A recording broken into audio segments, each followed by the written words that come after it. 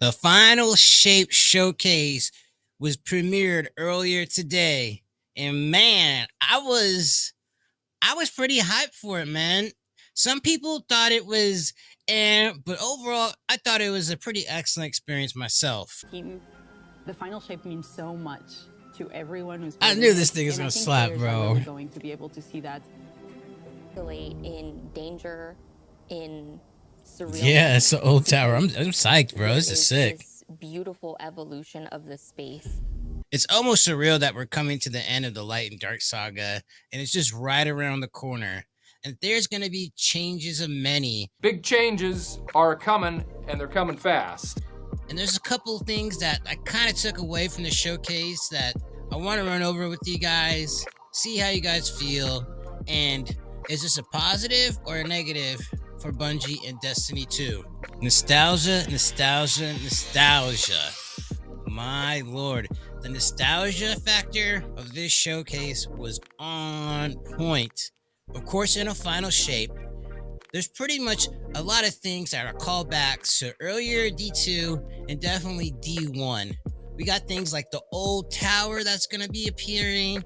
We got old weapons that we all love and miss, and they're all coming back. Well, not all of them, but we're definitely getting some exotics. Bring back these iconic Destiny 1 weapons, but really turn it into something that feels unique in Destiny 2. We have to bring Kvastav into the fold. Yeah, Red we've been Death waiting. Exotic pulse rifle. And Dragon Red Death is coming back. Burn the world, burn it all. In Let's the final go. shape, we have. And I think that people who are really like miss D1 are gonna love this expansion, man. Just the feels that it's gonna give people just running through the old tower. It's gonna be, man, it's gonna be something else. Least we forget, of course, Cade was there front and center. But the thing that they implemented this season is that you get to go back and play past missions for Forsaken all the way up to right now. Like, they're selected missions, but one of the missions is the Cade's Death mission, which is gonna be super that's nostalgia at its prime, man. I don't know if it's good.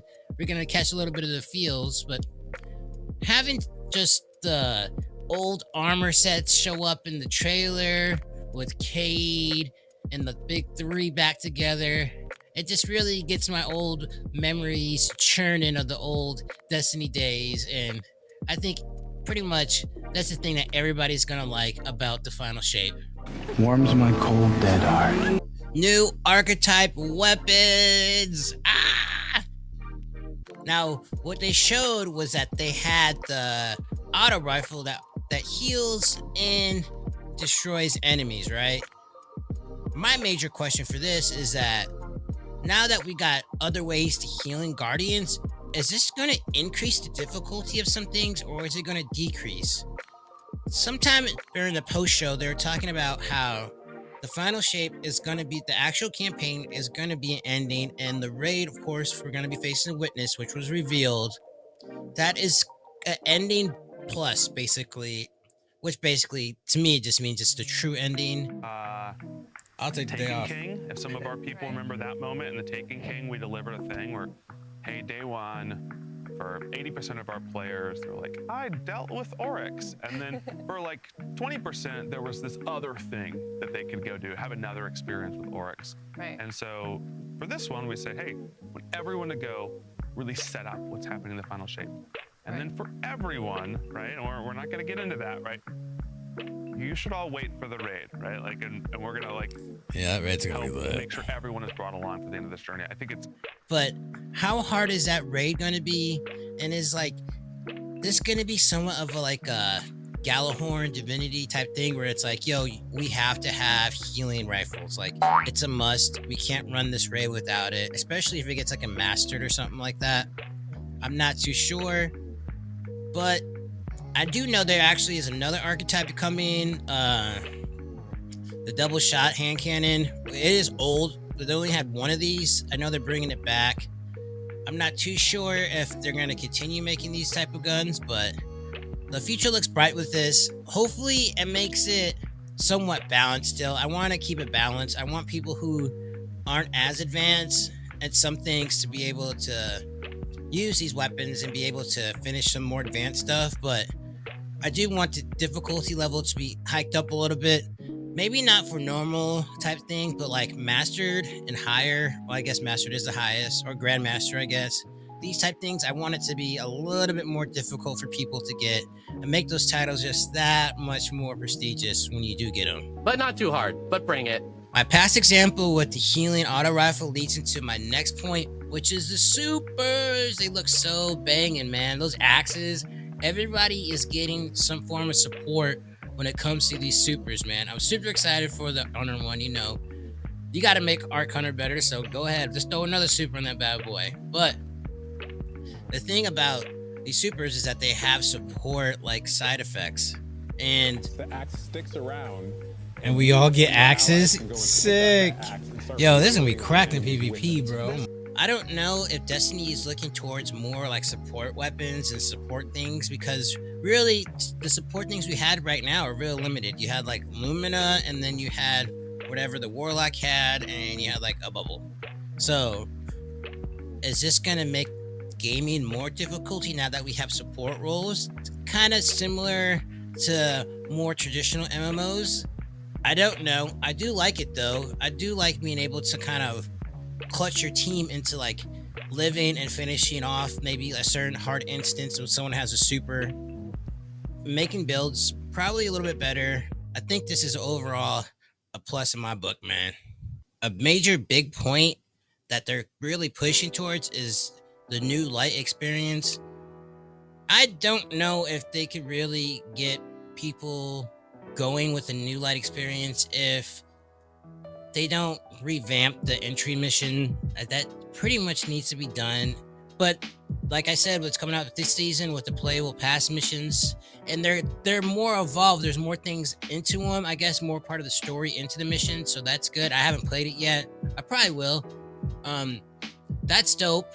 And then they got like this party finder, which I think is going to benefit not only new lights, but people who just don't play as hardcore as other people, to help people find parties inside the game. You can't, I know if you played, man, there are people who cannot find like groups. And that's because right now we have the Bungie.com LFG system, or you go to Discord to like the Destiny 2 and you look for like a group to play with.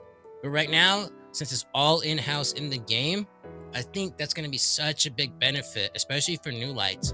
There's probably going to be a couple things like, hey man, I'm doing this mission. Can somebody help me? Like Wish Ender or Malfeasance or something like that. I know they reworked Malfeasance, but I think Wish Ender too. But yes, this is going to be super major for new lights to be able to actually complete a lot of the story beats and enjoy the game. Not full, but partially full experience of D2. Nothing is perfect, and if you play Destiny 2, you know Destiny 2 is far from a perfect game. So the showcase was good. There's a couple things I did not like, and it's not more of the things that were shown that I did not like. It was kind of things that we didn't get, and I'm gonna run down a little bit to show you like how it could have been even bigger, better, and I think people would have enjoyed that a little bit more. One, no new subclass, man. I think this is an L. We all were expecting 6 subclasses. When Beyond Light came out, it was pretty much alluded to that, hey man, there's gonna be 3 more subclasses, 3 light, 3 dark. And us not getting one before facing off against the Witness, I feel like that's an L, especially since the Witness is like the avatar of darkness per se. But we all, if you kind of watched it, you kind of know he's not really. The Witness is trying to make the perfect shape. But still, I wanted all the powers to go against the final boss of the Light and Dark saga, and we're just not going to be able to get that. Unless they squeeze it in a season or something like that, we ain't getting it, man. They need to update Sherping. It's not enough. It's not enough just to get a little banner. We need some form of mentorship program to help people that are new in the game. And also, it brings kind of like an extra sense of duty and replayability to content to people who already are experts and play the game a lot. This is not a new concept. There are plenty of games that do have mentorship programs. Specifically, off the top of my head, I'm thinking World of Warcraft and Final Fantasy 14. And people actually really enjoy it. And you see people actually take that role on and be proud of being a mentor. I think Destiny 2 would really benefit for something like that. I think that if they get this in the game, the new light experience would shoot up so much higher. And, experience lights like myself, or maybe some of you guys watching, would enjoy it that much more. This last one is a little minor thing. It's not too big, but we know that the Traveler survives at the end of the final shape because it's a zone in the game. At what capacity is the Traveler going to be around? Is it still alive? I imagine it is, but we don't get that Traveler's death. That could have been a possibility in a final shape, and they kind of alluded to later on, like early, like in the game, man, where Savala is talking to us, and he's talking to us about, like, we got to fight for ourselves, man. We cannot fight for the Traveler. We don't know what the Traveler is, especially at the end of Witch Queen. It was kind of like a big story point, and just not having that kind of like shade placed upon us, like we don't know, having it be a reveal. I think that's kind of like a lost step, man. I'm sorry, but I'm not really feeling that.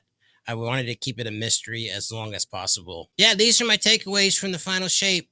I hope y'all enjoyed it. I'm amped. Season in the Witch looks good. I'm so excited. I love those common space areas where you could just jump in, jump out. There's little mysteries everywhere. I'm going to enjoy it. I hope you guys enjoy it. Follow me on the socials. I have them down below. Like, subscribe.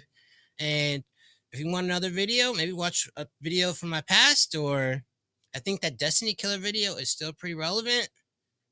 Enjoy your day. I hope your night's wonderful. And until next time, Sleek Shadow out. Peace.